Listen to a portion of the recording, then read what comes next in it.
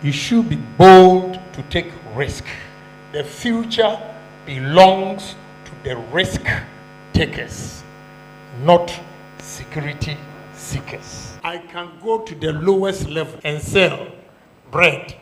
All right, Kennedy Ohene bread, pa. Some students will look at you and say, hey, look at him, he's selling bread. But one day, they will see you. That Kennedy Ohene bread, pa, has a chain of factories producing bread. You can sell blocks, put on your jeans, sneakers, go out there, do something. Forget about the knowledge you've acquired. If you are not getting the job. In Germany, I was washing plates and also cleaning shops known or called Promat shop in Hamburg. From there, I saved money and went to America. And in America, I first worked at Zaro Bakery. Then I got a gas station. I worked, and that time I was working 88 hours a week at the gas station and 40 hours at the bakery. I managed to save and bought my first taxi. Within 7 months, I had 8 taxis. 7 guys working for me and paying $40 a day. So I was making $280 from the drivers, and I was also saving $100. It means I was making $380 a day. There I managed to buy a house at East Legon for my parents, because my stepfather was an ex-military officer. He didn't save money for the rainy day. So when he went on pension, he had no place to live. They allowed him to stay at his bungalow for 6 months, and they threw them out. When I heard of the news, fortunately, Mr. Zuma Nelson and his manager were in America. So I gave them my first $16,000 in 1988 to deposit on a property for them. And Mr. Asa was very honest. He did that. The actual cost was $24,000. So after the deposit, I gave the rest of the money. That's how they moved. I went on doing business, and I decided to go to university. Why you are lucky is when they said 24 years in parliament, say some of you were not born. I went to university at the age of 33. I had a daughter and a son before going to university, Fordham University in New York. Let me tell you, I had my business here, and going to school over there, the level of dishonesty, my business was near collapse. So the 3rd year going to 4th year, I stopped the university, because Fordham University, I was the best economic student.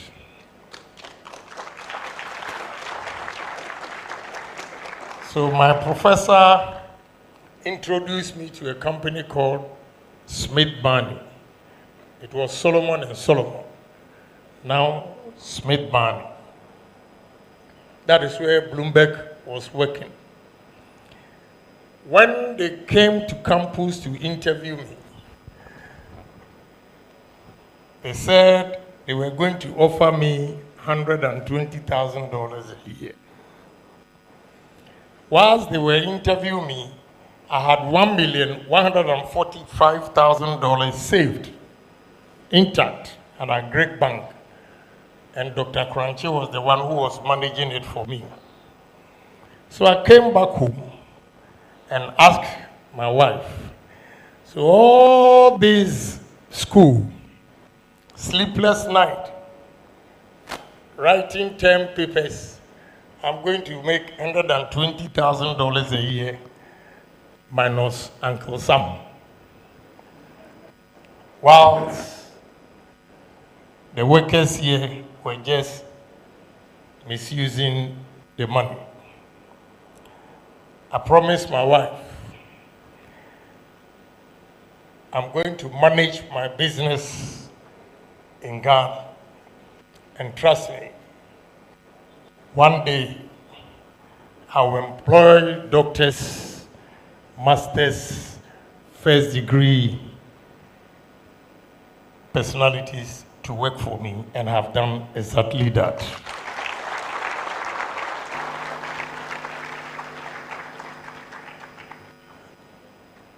Today, you can use your IT, the digital technologies and all those things to do something better than what I was doing, because when I was in secondary school, where I got the business trades, was that I didn't feel shy, because I was born and bred in a poor home, and all I did was, my mother was trading, or a trader, selling on a small table at Okanshi. So on vacations, I would just go and select some of the items and put it on the board and walk from Okanshi to Agbogboshi, walk Okanshi to Kokomlemle. And I was hawking on the street. When I see you, I'll show you. Yes, PK, chocolate, Tatra, Nazet, yes, raw.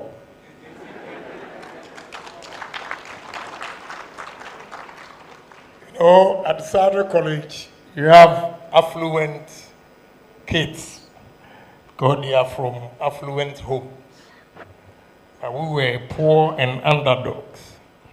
Sometimes I see my friends on vacation at the airport, going to London, Europe, then I'll be selling at the airport. But here we are today. I share this to motivate you.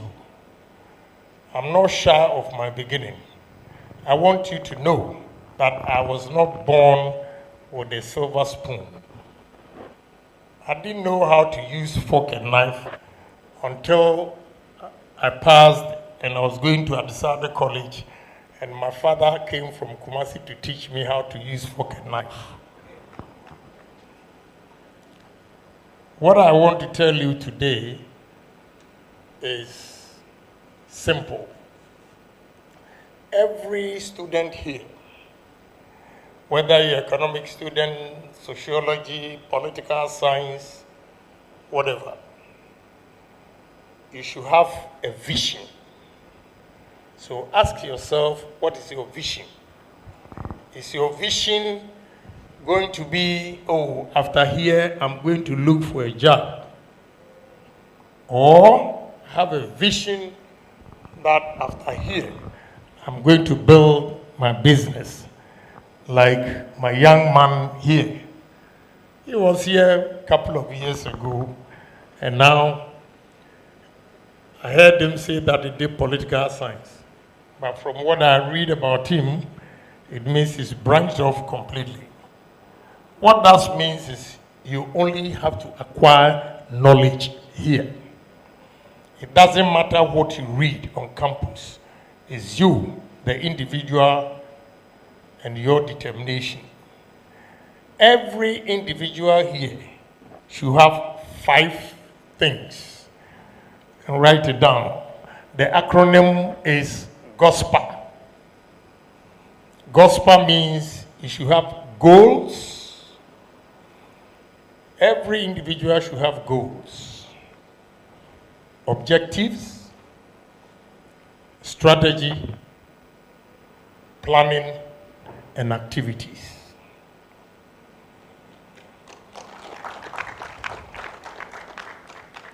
When you have this, you narrow it down. Ask yourself, you are here. What is your vision? Every person present here should have a vision. Your vision into the future. What you want to become after university. Some of you rise to become managers. Some of you will become entrepreneurs. Some of you will be academia among the professors. But what is your vision? What you want to do? 2, you should have courage. Why do I say courage? You can have all the good ideas. If you are not courageous, you will never be able to implement your vision and dreams. So what I say to young men and women present here is that you should be bold to take risk, and the future belongs to risk takers, not security seekers. I repeat, the future belongs to the risk takers, not security seekers. What do I mean by this? We all have fine ideas. We are working. We are saving money. You accumulate the savings to a point where you have to take bold initiatives to invest your savings. The security seekers are those, with all due respect to professors here, academia, and everybody. Security seekers are those who are afraid to take risk and go and buy treasury bills with their savings. Because the treasury bills is being managed by a bank to give him interest. Have you asked yourself, how much is the bank going to make for them to pay you interest?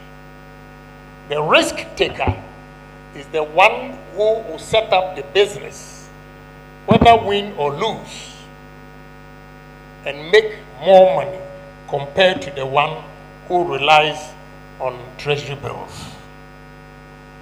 So you should have courage and say to yourself, sky is the limit. Damn the consequence. I'm going to invest this money. If I win, so be it. If I lose, life still goes on. Such people become entrepreneurs. That is where your topic comes in. Creative minds. Creative minds. So if you want to be creative, then you have to take risk. Now let me give you these fundamentals before I even continue with this. First, as students here, you all come from a home. Parents give you money when you are coming to college. Beginning of your entrepreneurship is when you identify the taste of your colleagues and use your savings to supply them what they need. What do I mean by that? First, whatever money is given to you, you should live a subsistent living and save at least 70% of what is given to you. Don't keep up with the Joneses. What I mean by keeping up with the Joneses is, you are from poor home like myself, and your colleague is from a home that is well known. So when you see him wearing nice clothes, your lender of last resort, that parents has remitted to you, you also go and buy what your friend from that rich home is wearing. You are not here to compete with anybody. But to build the future, save the little that parents give you. Fortunately, through digital and technology, when we were hawking on the streets, today you can sit in your comfort room and order hair products. The ladies, sit on your comfort home, go on internet, order hair products, and begin to sell to your colleagues. Initially, you wouldn't know how beneficial it will be to you. Sometimes it is not the profit that you make, but the experience that you get from that attitude you have adopted. Again, young men, not only the women, the young men, you can go on internet, order from China or anywhere, sneakers, low-cost watches, because you are students, you don't need to wear expensive watch, and begin to sell to your colleagues. By the time you come out of college, you will have a capital that your friend who was buying from you do not have. Again, it doesn't come on a silver platter. You have to be hardworking. Without that, you are not going to make it. We have colleagues who work for 40 hours and they are content. If you want to be an industry leader, you have to work more than 40 hours, no doubt about it. I gave an example where my normal job at the bakery was 40 hours. I took the gas station job as a pump attendant, and friends who were going to parties during the weekend, I took their shift. And in the long run, my senior who introduced me or gave me that job, I bought him a Cadillac because he didn't have anywhere to go. He spent most of his time going parties, enjoying himself. You have to postpone your spending today for tomorrow. That is the savings. And your savings, when you have accumulated enough, be bold to invest it. And one key area to success is integrity. You have to be honest in your dealings. If you are dishonest, you might have the power today to dupe people, but eventually, all what you have acquired illegally, you will lose it. But if you are honest, wherever you are, people will knock at your door because they believe in you. I'll give you one practical example. I bought this plastic company. It's called Platinum Plastics at the free zones. And I had to meet the suppliers. So they came from Belgium, Dubai. And one lady from Belgium told me that I hear you're a very good man and you are very strong, influential. I want a favor from you. I said, go ahead. And she said she has supplied materials to a gentleman to the tune of $70,000. And for 2 years, he has not paid. He has checked all the records. He's cleared the goods from the port. But the gentleman keeps telling him that he was not able to clear the goods. What I realized was that all the agents, they know each other. So now he has passed on the information to other competitors. And now the guy is blocked. Second example, I have a company, I supply heavy-duty equipment to mining companies. A gentleman, I bought 16 ADTs, cost $7 million, which I paid cash, no credit. This gentleman took the machines and he never paid. So I took the machines back from him. Just about a month ago, there was a mining conference in Tanzania. The guy went there. He was bragging to investors. I'm the biggest supplier of mining equipment in Ghana, this and that. Unfortunately for him, he said it didn't happen to him in Ghana here, but in Tanzania. He was talking to Dangote's partner, who is into mining and tech. And the partner's son is my son's friend. So they were in Tanzania together.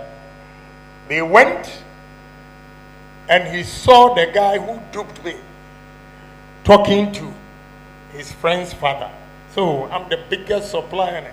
And he was born in America. So that inhibition is not in him. Oh, fache, no.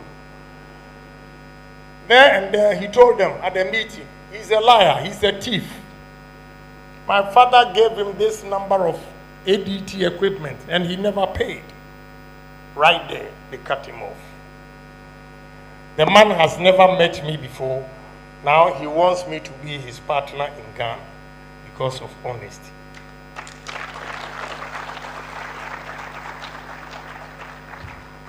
So it's very, very important if you want to succeed in life. Again, humility. See a lot of rich people here in Africa, especially black people, even in America. See the American basketball players and footballers. When they are going to the stadium, the cars that they use are more expensive than the club owners. Exactly so happening here in Ghana. If you are not humble, this is too personal, I will not mention the name. I went to a young man's house and I saw about 12 cars parked. And I told him, you work for government. You live in this neighborhood, enclosed neighborhood, that everybody knows who you are. Are you dumb to park 12 cars here? What are you doing with this? You met people here. Before you came, there were people staying here. They saw your house being built. And now you have 12 cars. He is not a minister. He is chief executive. And have 12 cars parked. I advise him, you got to be humble. You are exposing yourself. I don't want to tell you what has happened to him. You know, so you have to be humble if you really want to do business. It is not going about, throwing about, you know, showcasing what you have.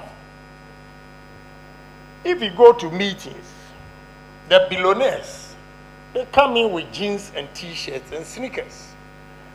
It is those of us, we call ourselves wannabe.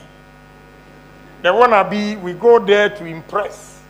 Then we put on nice suits, nice watch. In the meetings, they don't even look at the watch. They don't have time. When you talk to them and you hear the things they dream and think about, you realize you've wasted your time going to buy all these things. You know, so we have to be humble. Then you should have foresight. You need a foresight. Ask yourself where you want to go, how far you want to go in life. It is important. Anybody without a foresight has no dream. If you have a foresight, you dream. And when you dream big. Don't be a myopic dreamer or thinker. Do it big. Think big. Do it big. And you reap big.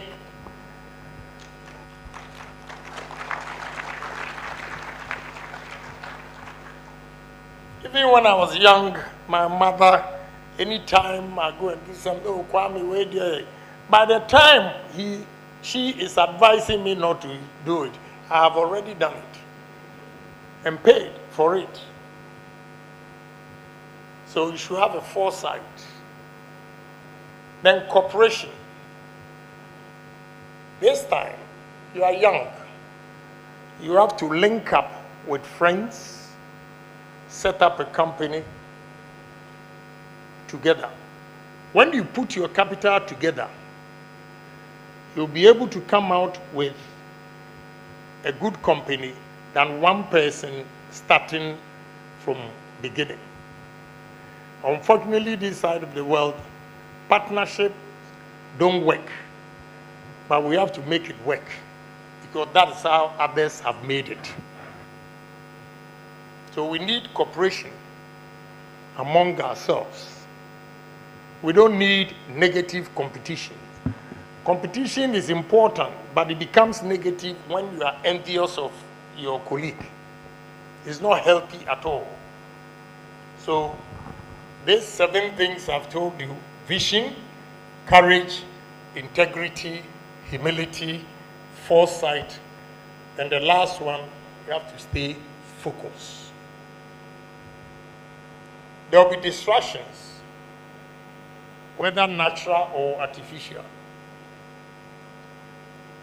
If you look at the economic trend, because of America and the rest of the world trade tariffs, it is something that you did not foresee that it will happen, but it has happened.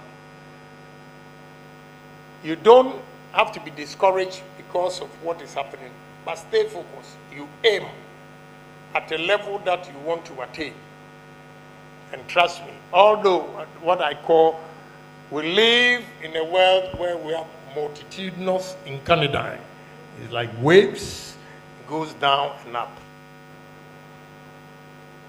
When you have this, then comes in the digital. Today, you'll be a better entrepreneur than us because of advancements in technology and digitalization. You can sit here and do business elsewhere. My daughter, who is at Walton Business School, is now here selling chicken whilst he's still working in America. Because of internet, she has a job. She's always on her computer or laptop working, and at the same time going to one of the coastals. She has taken one of the coastals selling chicken. Somebody will ask why a Walton Business School student should sell chicken. She did the analysis with my son, and my son told her, if you invest every $14,000 container, you make $12,000. I said, hey, then why am I in this classroom? I'm coming. So now she's working with her brother, although she'll go back next month. I'm only sharing this experience with you that, with digital, you can do a lot of things differently and do business faster than we were doing. You have to be creative. Creative in the sense that when others are using social media to destroy themselves, use social media to market yourself.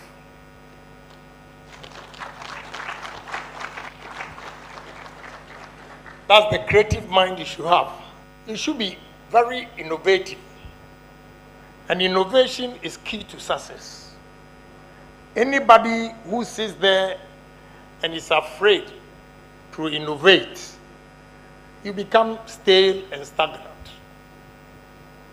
So take advantage of technology and the digitalization. You can create your own platform, sell your products. Professor Namzoya, where you come from, you have a lot of shea butter.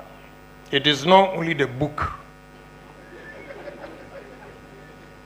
Go there. What will make you different businessman is that you have the knowledge than us, those of us who didn't finish the university. Buy the shea butter, bring it to Accra. I'll give you contact in Botswana, South Africa,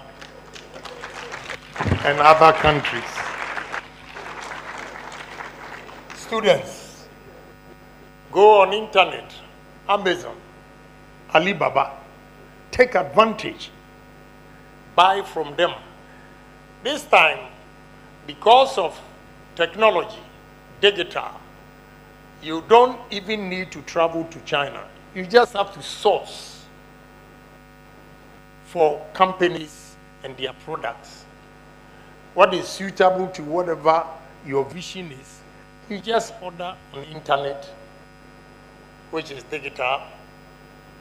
It arrives. Look at the number of students gathered here. Anyway, clap for yourself. This is the best and the biggest number I have ever seen. And well attended. Let me thank the organizers before I continue. I'm finishing.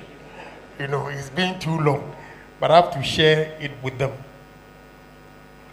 So, take advantage of digitalization.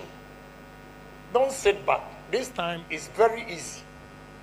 When you are doing business, I sit here. My wife is in America. She had to go for a week. On her phone, she's monitoring what is going on at Ashanti Steel and Platinum Plastics. I sit here in my office, my bedroom, not my office. Or my cousin here doesn't even know that I monitor all the businesses from my bedroom. I'm sharing this with you. This is a secret. I know tomorrow he will try and get to my bed. So technology and digitalization enhances businesses better than what we were doing before. So young men, take advantage of what is going on in the world. You can go ahead and do your masters, but whilst you are doing the masters, you should also be doing small jobs for supplementary income. So when you are here and we're talking of this digital age, it is to your advantage, because the products that I was hawking on the street, now you can put it on internet. You have chocolate, you have raw, you have blade, Tatra, Nazi, all on internet, and they will buy it.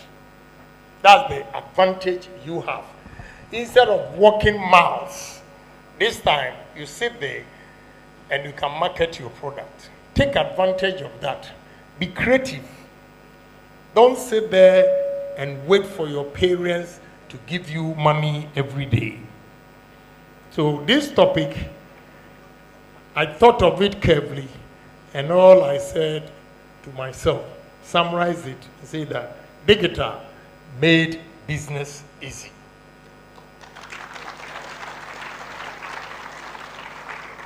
Careful thought. The whole thing, I summarized it and said, digital made business easy. So now business is easy because we've digitalized everything. You only have to be creative to know what you want.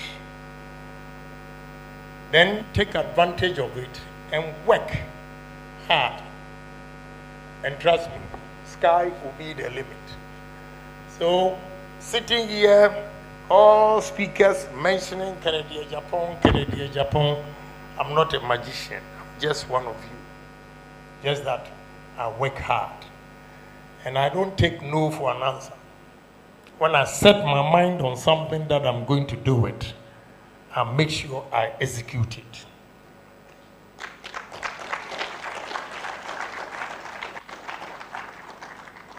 So I will end here by encouraging you that if Kennedy Ayapong has made it, you at the age of 20, 22 in the universities, you can do better than Kennedy Ayapong.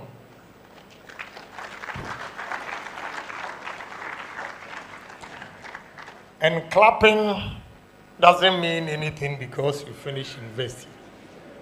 Clapping means I am not going to look for government job. I'm going to sell bread.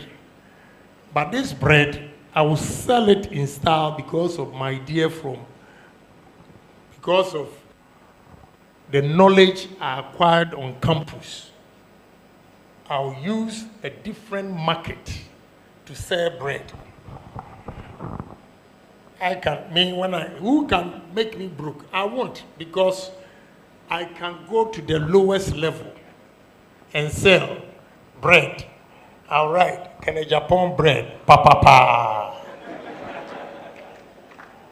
Some students who look at you and say, hey, look at him, he's selling bread. But one day, they will see you. That Kennedy Ayapong bread, pa, has a chain of factories producing bread. You can sell blocks. Put on your jeans, sneakers, go out there. Do something. Forget about the knowledge you've acquired. If you are not getting the job, try and do something. And when you begin to do it, that is when you apply the knowledge. But if you think you're a lawyer and therefore you don't want to do anything, some law firms, with all due respect to them, about 6 months, they will not even have one case. So if I don't go and shout, like now that I'm not shouting, how would you get the money? But a lawyer can do something else. You know. So young men and women gathered here today, I share this for you to know that I started from humble beginning and I'm climbing. I'm not yet there. Because you see me, the way professors are mentioning my name, when I went to the meetings, you say, in Ghana, in a blind man's world, one-eyed man is a king. When you hear the numbers they mention, Kennedy Ayapong is nobody. If I'm not bold, I cannot even speak. So I haven't gotten there yet. I'm still fighting to get up there. So I want you to repeat this after me. Say that one day, I'll be somebody. I'll be better than Kennedy Ayapong. Go and work at it.